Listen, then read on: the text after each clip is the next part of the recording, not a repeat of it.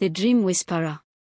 Daniel Morgan sat in his dimly lit office on the third floor of an old Victorian building in downtown Boston, watching the morning light filter through the stained glass window he'd specially commissioned when he first rented the space. The window depicted a crescent moon surrounded by stars, casting pools of blue and silver light across his antique mahogany desk. At 35, he'd built a reputation that drew people from across the country, though few understood the true nature of his gift. He glanced at his appointment book, leather-bound and filled with his precise handwriting. His first client would arrive in 10 minutes. Running his fingers through his prematurely graying hair, he thought back to when he first discovered his ability at age 7, after correctly interpreting his mother's recurring nightmare about a red door. That was the beginning of it all. A gentle knock interrupted his thoughts. Sarah, his receptionist, poked her head in. "Mr. Morgan. Mrs. Chen is here early. Send her in, please," Daniel said, straightening his charcoal gray sweater. He preferred business casual to suits. It helped put his client at ease. Mrs. Chen entered, clutching her purse like a lifeline. She was in her 60s, with elegant silver-streaked black hair and worried eyes. "Mr. Morgan, thank you for seeing me. My friend Follomi swears by your abilities."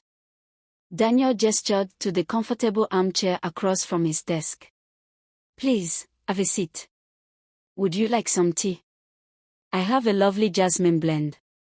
As Amora brought in the tea, Daniel observed Mrs. Chen's body language, the slight tremor in her hands, the way she perched on the edge of the chair. The dream was troubling her deeply. "Tell me about your dream," he said softly, after she'd taken a few sips of tea. "It's the same one, every night for the past 2 weeks, Mrs. Chen began. "I'm in my childhood home in Shanghai. Everything is exactly as I remember it, down to the crack in the kitchen tile near the stove. But when I open the door to my brother's room, there's nothing but darkness. And from that darkness, I hear music, my brother's violin. He used to practice for hours." Her voice cracked slightly. Daniel closed his eyes, letting her words wash over him. As she spoke, images formed in his mind, not just what she described, but the deeper meanings beneath. He saw flashes of a young boy with a violin, newspaper clippings, and hospital corridors.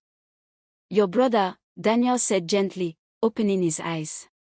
"He's still alive, but you haven't spoken in many years. The darkness in his room represents the distance between you. The violin music is trying to reach out." Mrs. Chen's teacup clattered against its saucer. "How could you possibly know? We haven't spoken in 20 years. After our parents died, there was a dispute over the inheritance. He's here now," Daniel continued, the knowledge flowing through him like water. "He hasn't told you, but he wants to. The dream isn't about the past, Mrs. Chen. It's about the future you're afraid of, leaving things unresolved." Tears spilled down Mrs. Chen's cheeks. "My cousin in Shanghai called last week. James, my brother, has cancer. Stage 4. She thought I should know, but I didn't know what to do." "The dream is telling you it's not too late," Daniel said. "That darkness can still be filled with light." As Mrs. Chen left his office an hour later, clutching her brother's phone number in Shanghai that Daniel had encouraged her to call, he felt the familiar mixture of satisfaction and weariness. Each interpretation took something out of him, like pouring a bit of his energy into a vessel he could never quite refill. His next client was a young college student named Marcus, troubled by dreams of drowning in a library.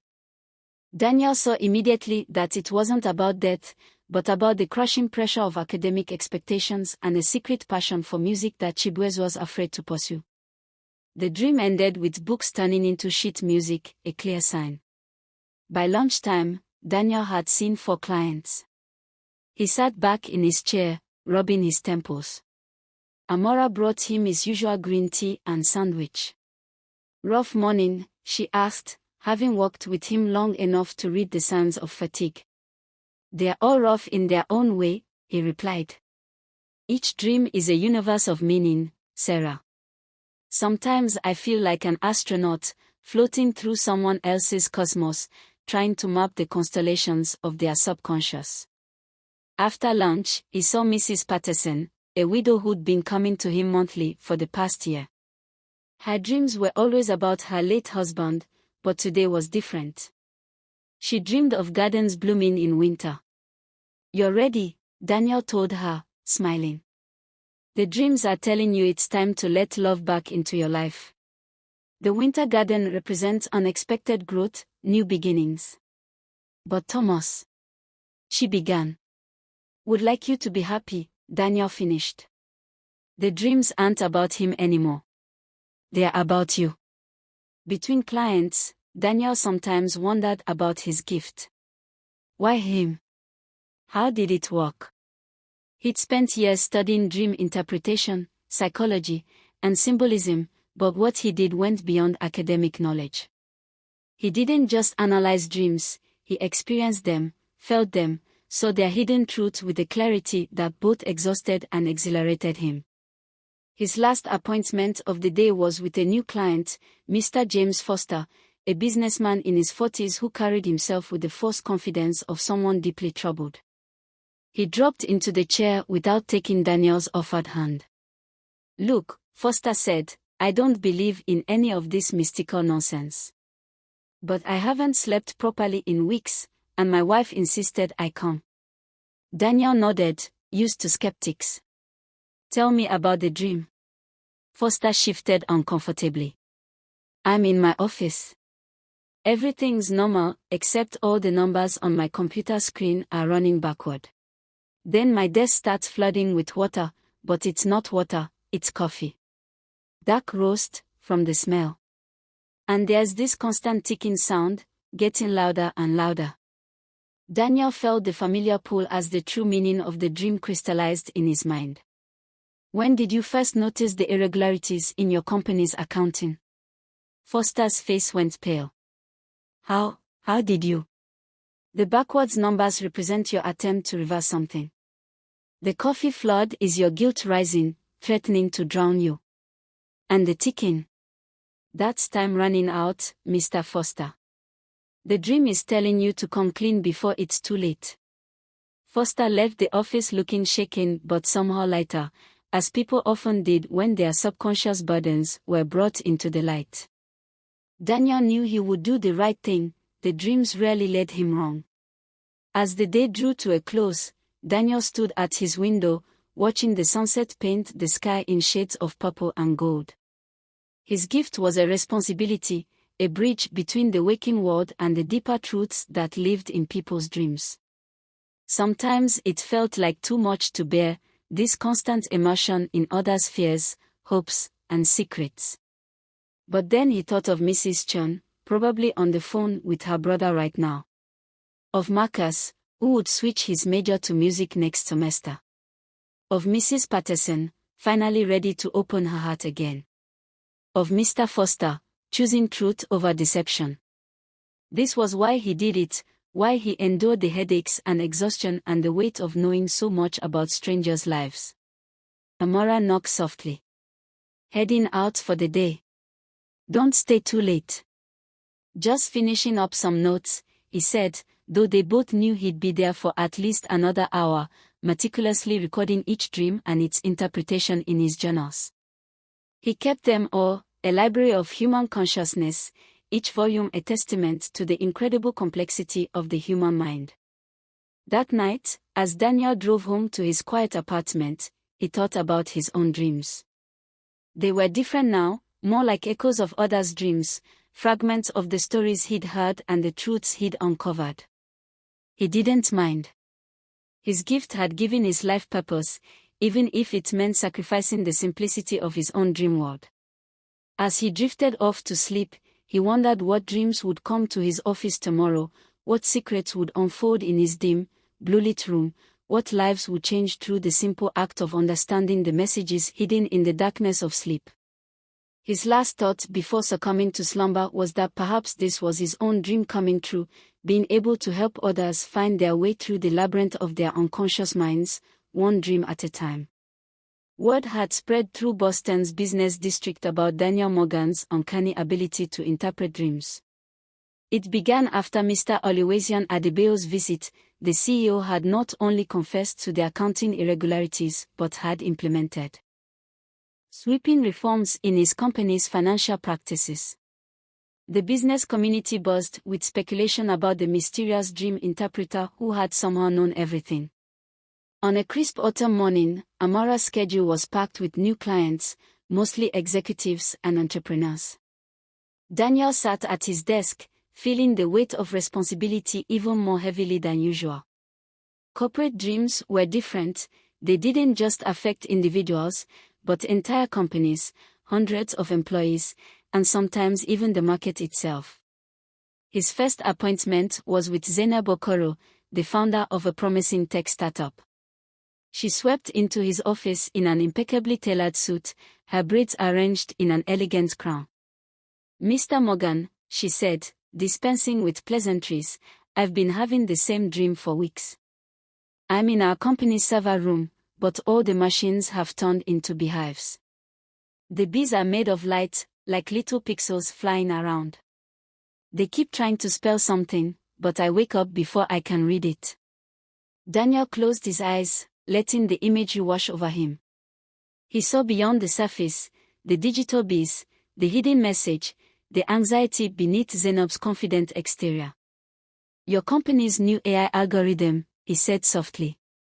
"It's trying to communicate something you've overlooked. The bees represent your data points, working together in ways you haven't anticipated. There's a pattern your team has missed, something that could either be revolutionary or dangerous." Zainab's composure cracked slightly. "How could you possibly know about the AI project? We haven't even announced it publicly." "The dreams know what needs to be seen," Daniel replied. "I suggest you look at how your AI processes collaborative data. There's a breakthrough waiting, but also a potential ethical concern you need to address." 3 days later, Zainab sent him an email. Her team had discovered their AI had developed an unexpected capability for predicting human behavior patterns that raised serious privacy concerns. They'd restructured the entire project, potentially avoiding a major controversy. The next client was Bobojide Ogunlona, a venture capitalist whose dreams involved walking through a garden where all the plants were made of glass. "They keep shattering," he explained, "but when they break, they are still growing inside them." "You're investing too heavily in fragile startups," Daniel told him. "But the dreams show that some of these seemingly delicate companies have hidden strength. Pay attention to the ones working with traditional industries, they're still inside the glass. There's one in particular." Daniel paused, seeing a clear image. Something about water purification using old manufacturing techniques. Bobojide leaned forward, eyes wide. "We just got a pitch last week about using repurposed steel factory equipment for a new type of water filtration system." As the weeks passed, Daniel's reputation in the business world grew.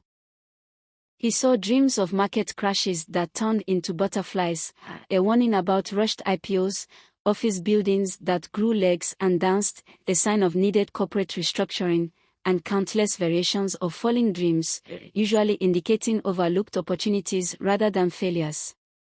One memorable session was with twins, Olayinka and Olayinka Adeyemi, who ran a family shipping business. They had begun having identical dreams on the same nights, their cargo ship sailing through stars instead of water. "Your company isn't meant to stay solely in ocean shipping," Daniel explained. "The stars are showing you a new direction. There's an opportunity coming in aerospace transportation. Your expertise in maritime logistics could revolutionize how satellite payloads are managed." 6 months later, their company launched a space logistics division that would eventually transform the industry. But not all corporate dreams were about opportunities. Some were warnings. When Chidi Uzoma, a banking executive, came to him with dreams of gold coins turning into autumn leaves, Daniel had to deliver difficult news. Your investment division is building its success on unstable foundations, he said. The leaves represent the temporary nature of your current profits. Look closely at your derivatives trading department, particularly the new team hired last spring. An internal audit later revealed a pattern of risky trading that could have led to massive losses if left unchecked. The dreams began to show Daniel patterns in the larger economy. Through his clients' subconscious minds, he saw interconnections and trending directions that no market analysis could reveal. It was both enlightening and terrifying. Amora noticed the toll it was taking on him. "You're carrying too much," she said one evening, bringing him his tea. "All these business dreams, they're heavier than the personal ones." "They're all personal in the end," Daniel replied, rubbing his temples. "Every corporate dream is really about people, their fears, their hopes, their responsibility to others. The scale is just bigger." One dream particularly haunted him. Folomi Adiniga, a real estate developer, had dreamed of a skyscraper where every window showed a different season. In the dream, she was trying to find her office, but every floor she visited was set in a different year, past and future. "Your next project site," Daniel told her, "it's not just about property development. There's history there that needs to be respected, and a future that needs to be protected. Look beyond the immediate profits." His interpretation led to the discovery of both historical artifacts and environmental concerns on the proposed building site. The project was redesigned to incorporate a museum and green spaces, ultimately becoming a model for sustainable urban development. As Daniel's influence grew, he struggled with the responsibility of his gift. Every interpretation could affect stock prices, jobs, and business decisions. He began to have his own dreams, complex visions of interconnected webs of light, representing all the companies and lives he touched. One night, unable to sleep, he stood at his office window, watching the city lights below. Each building, each window represented countless dreams and aspirations. He thought about all the people working late in those offices, their dreams mixing with their spreadsheets and presentations. "Maybe that's what business really is," he murmured to himself, "just dreams made solid through hard work and determination." The next morning, he found a new type of client waiting in his office. Nnamdi Okoro, a labor union representative, had been having dreams about bridges building themselves backward from their destinations to their starting points. As Daniel listened to the dream, he smiled. Perhaps this was why his gift had expanded into the corporate world, to help bridge the gap between capital and labor, between profit and purpose, between the dreams of executives and the dreams of workers. "Tell me more about these bridges," he said, reaching for his notebook. "Dreams have a way of showing us the paths we never knew existed." The city outside his window continued to pulse with energy, each building a container for thousands of dreams, each dream a potential key to understanding the complex dance of commerce and human ambition. And Daniel Morgan sat in his office, interpreting these dreams one at a time, helping to shape the future through the wisdom of the sleeping mind. The autumn leaves had given way to winter's first snow when Professor Oluwafemi Adebayo arrived at Daniel's office. Unlike most clients who came burdened with anxiety, the philosopher carried an air of serene curiosity. His silver-rimmed glasses caught the blue light from the stained glass window, and his deep brown eyes held the quiet intensity of someone used to peering into life's mysteries. Amora had warned Daniel about this visitor. "He's different," she'd said. When he called for an appointment, he asked questions about dreams I'd never considered.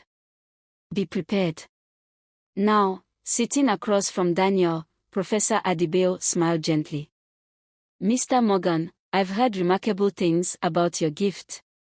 But I'm not here because I need my dream interpreted, though I do have one to share. I'm here because I believe you're doing something extraordinary for human consciousness." Daniel shifted in his chair, unused to being the subject of such direct study. I simply help people understand their dreams, Professor. Do you? The philosopher leaned forward. Or are you bridging a gap that philosophers and scientists have struggled with for millennia? The connection between consciousness and subconsciousness, between symbol and meaning, between the individual mind and what Jung called the collective unconscious. Before Daniel could respond, Professor Adebayo continued. But first, let me share my dream with you. It's persistent, occurring every full moon for the past year. Daniel nodded, falling back into familiar territory. Please, tell me. I'm in a vast library, the professor began, his voice taking on a rhythmic quality. Every book is locked with a different key, and I'm carrying a ring of keys that I've collected throughout my life. But here's the peculiar part, the books are all blank until I open them. When I do, the words appear not on the pages, but in the air between me and the book, forming patterns like constellations. Daniel closed his eyes, letting the imagery flow through him. The familiar sensation came, but different this time, deeper, more complex. He saw beyond the simple symbols to layers of meaning he rarely encountered. The locked books, Daniel said slowly, they are not just knowledge, but understanding itself. Your keys represent different philosophical frameworks you've mastered, each one opening a different way of seeing reality. But the words appearing in the air, that's crucial. It's showing you that truth doesn't reside in the books themselves, but in the space between observer and observed. The professor's eyes widened slightly. Go on. The constellation patterns are significant. You're seeing how different philosophical truths connect, forming larger patterns. But there's something else. Daniel paused, letting the deeper meaning surface. There's one book in your dream you haven't mentioned. It's on the highest shelf, and it has no lock at all. Professor Adebayo sat back, his expression a mixture of shock and wonder. How could you possibly know about that detail? I deliberately withheld it to test you. The dreams tell me what needs to be known, Daniel said simply. That unlocked book represents what you've been searching for, the direct experience of truth beyond philosophical frameworks. It's why you came to me, isn't it? You want to understand how I do what I do. The philosopher nodded slowly. For 40 years, I've studied consciousness, Mr. Morgan. I've written books on epistemology, debated the nature of mind at conferences worldwide. But you're doing something that challenges every theory I've developed. He stood and walked to the window, watching the snow fall. When I open those books in my dream, the words form patterns that remind me of string theory in physics, everything connected, everything resonating with everything else. But you just showed me that my dream reveals even more than I understood. The unlocked book, yes, that's exactly what I've been seeking. Professor, Daniel said carefully, may I share what else I see in your dream? Please. The library isn't just filled with philosophical text. Some of the books are daily records of human experience, dreams of factory workers, office clerks, children, elderly couples. Your dream is telling you that truth isn't just found in abstract theory, but in the lived experience of everyday people.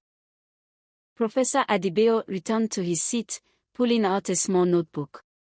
What you're doing, it's not just dream interpretation, is it?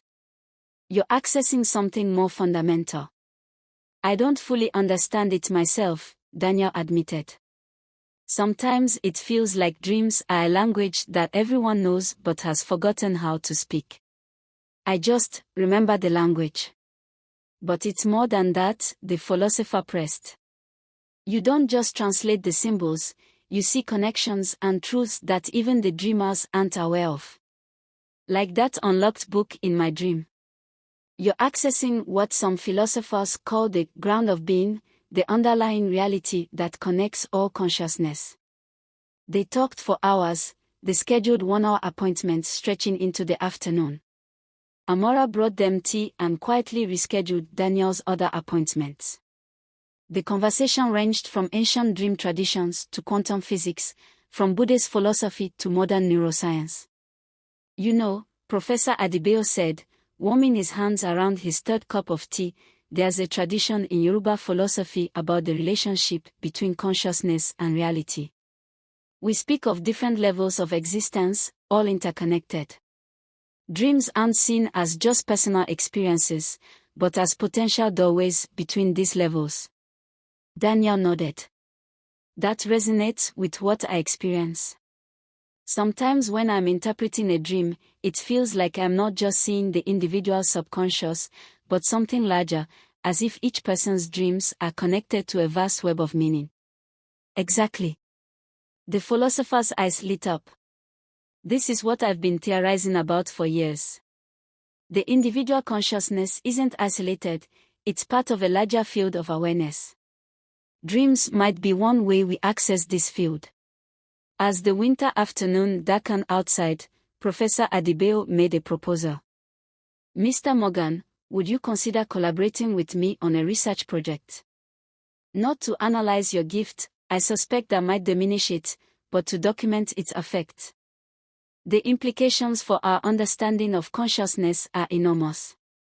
Daniel considered the offer carefully. What kind of research? Simple observation and documentation. I'd like to interview your clients, with their permission, of course, about their dreams and the changes that occurred after your interpretations. No interference with your process, just careful study of the results. Before Daniel could respond, the professor added, and I have one more dream to share.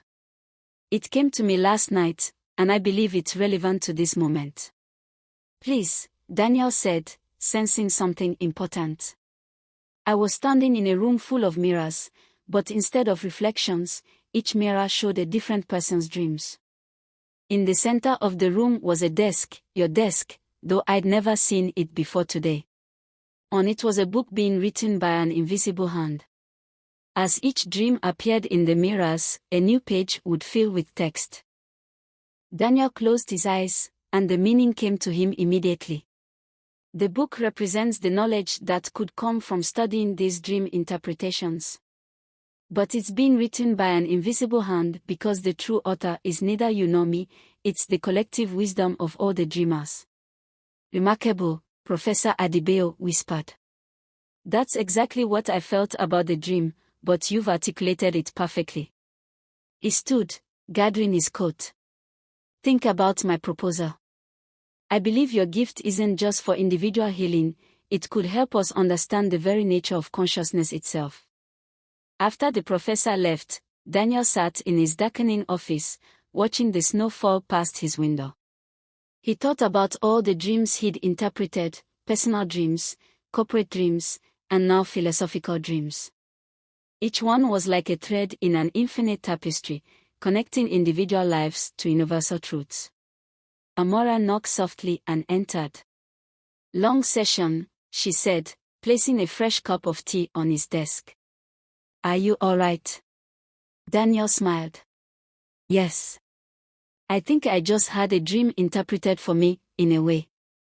That night, as he drove home through the snowy streets, Daniel reflected on the professor's words about consciousness and connection. Perhaps that was the true purpose of his gift, not just to help individuals understand their dreams, but to remind humanity of its shared consciousness, one dream at a time. In his apartment, he found himself reaching for a notebook, beginning to write down his own experiences with dream interpretation for the first time.